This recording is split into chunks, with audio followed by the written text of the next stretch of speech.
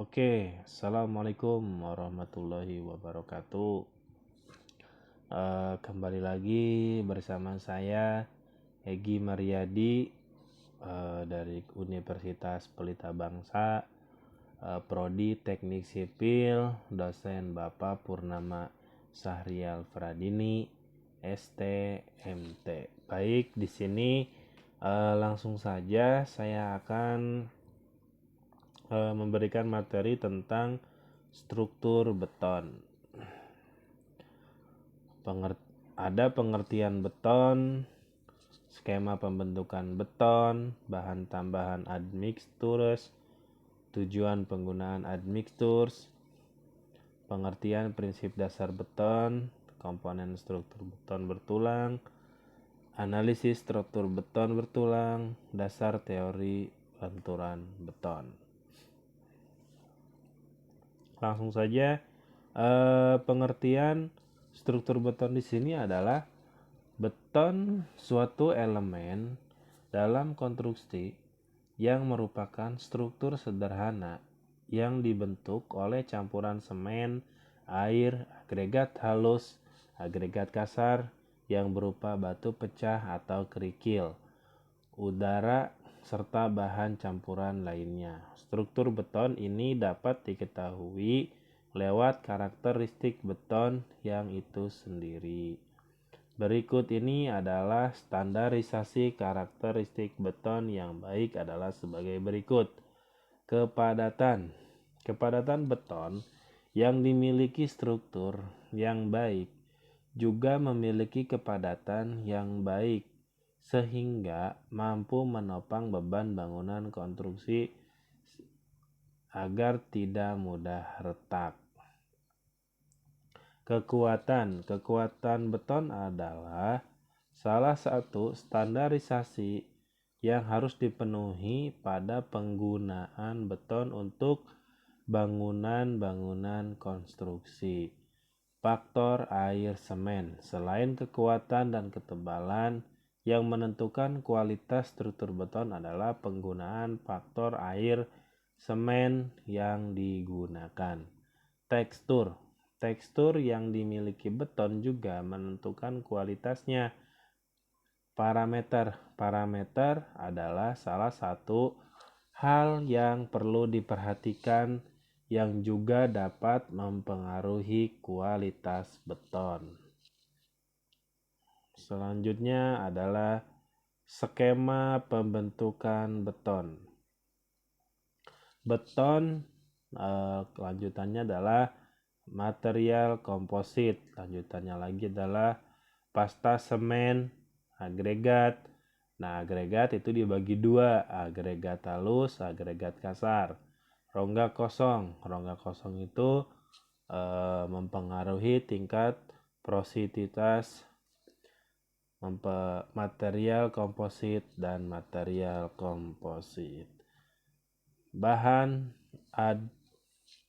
admixture, water reducing admixture, bahan tambahan yang berfungsi untuk mengurangi penggunaan air pengadukan untuk menghasilkan beton yang konsisten tertentu dengan menambahkan WRA ke dalam beton.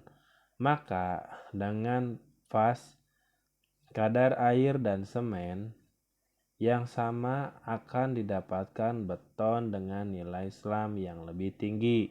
Dengan SLAM yang lebih tinggi, maka beton segar akan lebih mudah dituang, diaduk, dan dipadatkan karena jumlah semen dan air tidak dikurangi dan workability meningkat, maka akan diperoleh kekuatan tekanan beton keras yang lebih besar dibandingkan beton tanpa WRA.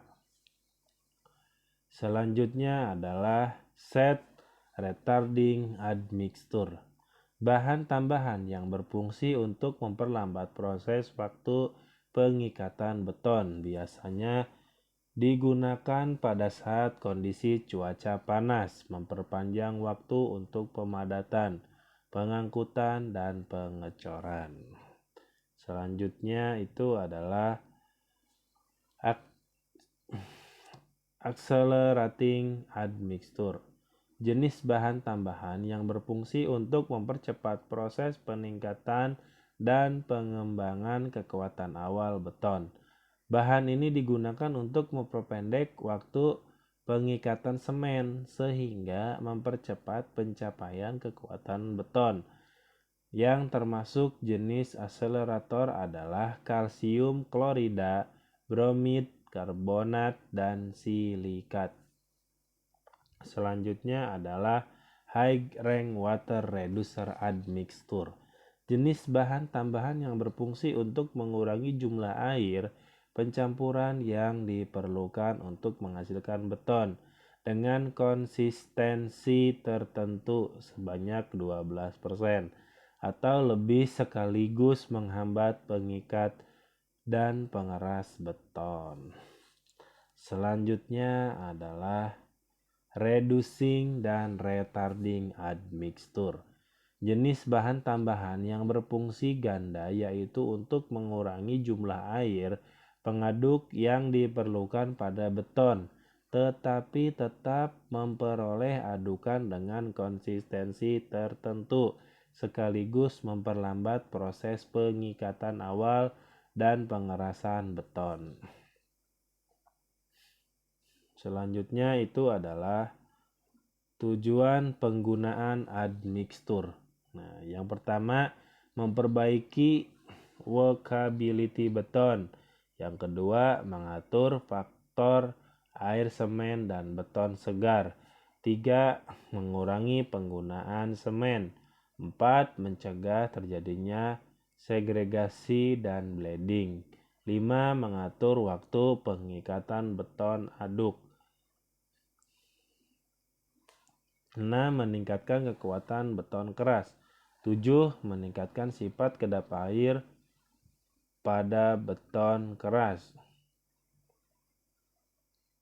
8. Meningkatkan sifat tahan lama pada beton keras termasuk tahan terhadap zat-zat kimia, tahan terhadap gesekan, dan lain sebagainya. Prinsip dasar beton itu adalah beton merupakan material yang kuat dalam menahan tekanan, namun lemah dalam menahan tarik. Oleh karena itu, beton dapat mengalami retak jika beban yang dipikulnya menimbulkan tegangan tarik yang melebihi kekuatan tariknya. Komponen struktur beton bertulang. Struktur beton bertulang terdiri dari beberapa komponen pembentukannya yang saling berinteraksi satu sama lain, membentuk satu kesatuan struktur. Beberapa komponen struktur beton bertulang yang dijumpai di antaranya adalah plat, kolom, balok, dinding, tangga, pondasi, dan lain sebagainya. Analisis struktur beton bertulang. Pada dasarnya, desain beton bertulang adalah menentukan dimensi setiap elemen struktur seperti plat, balok, kolom agar diperoleh dimensi beton, diameter, dan jumlah tulangan seefisien mungkin. Besaran dimensi tersebut adalah berdasarkan alur pembebanan terfaktor yang akan diterima struktur yang selanjutnya dilakukan analisis struktur. Besarnya momen yang terjadi akan menentukan dimensi penampang beton dan kebutuhan tulangan tur, yaitu tulangan longitudinal pada kolom, balok maupun plat. Gaya geser yang bekerja akan digunakan dalam menentukan tulangan geser atau sering juga disebut sengkak pada balok. Nah, selanjutnya adalah dasar teori lenturan beton. 1. Penampang tegak lurus sumbu lentur yang merupakan bidang datar sebelum lenturan akan tetap berupa bidang datar setelah lentur. 2. Tidak terjadi slip antara beton dengan tulangan baja Pada level yang sama, regangan pada beton adalah sama dengan regangan pada baja. 3. Tegangan pada beton dan tulang dapat dihitung dari regangan dengan menggunakan hubungan tegangan, regangan, beton, dan baja. 4. Untuk perhitungan kekuatan lentur penampang, kuat tarik beton diabaikan. Beton diasumsikan runtuh pada saat regangan tekanan mencapai regangan batas tekanan. 6. Hubungan tegangan regangan beton dapat diasumsikan persegi, trapesium, atau parabola atau lainnya. Nah, tadi itu adalah sedikit cuplikan dari materi seperti statika, mekanika bahan yang dipelajari oleh mahasiswa teknik sipil, karena itu lebih ke proses tegangan, regangan, struktur, dan juga perhitungan-perhitungan lainnya. Itu semuanya di statika mekanika bahan. Baik, terima kasih. Cukup sekian materi dari saya. Jika ada kekurangan, mohon dimaafkan. Selebihnya saya ucapkan banyak-banyak terima kasih. Assalamualaikum warahmatullahi wabarakatuh.